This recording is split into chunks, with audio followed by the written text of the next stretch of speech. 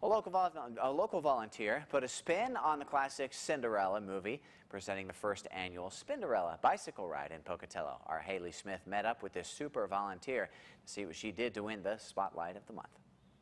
For this month's edition of Spotlight of the Month, I met with Danea, a woman who's doing all she can to promote healthy living and safety on the trails.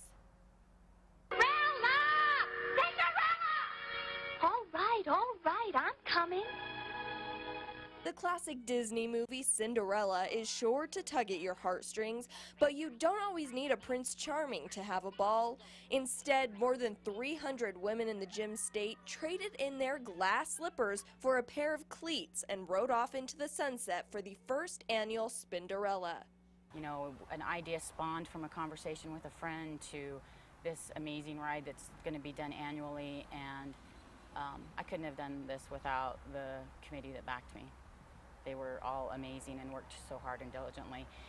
It wasn't all fun and games for everyone. Behind the scenes, volunteers pulled together to make this event happen. It would be safe to say that I didn't sleep very much. We could sum it up in single digit, very low, like 1 to 2 hours of sleep a night. A mother of two, wife, full-time employee, and founder of Spinderella, Danea has a lot on her plate, but in the end, she says, it's all worth it. I'm not a super emotional person. I don't cry a lot, but I teared up when I got there. There were some pretty amazing individual stories that I heard about to go along with just the whole ride itself, and being able to do that. It gave me goosebumps. This scenic ride was open to all the ladies who are looking for a wonderful opportunity to get outside and have a great time, but also to raise money for a good cause. And what were those funds raised for? The funds are raised for the National Kidney Foundation of Utah and Idaho, and the money will come specifically back to Pocatello, Idaho to be used for education.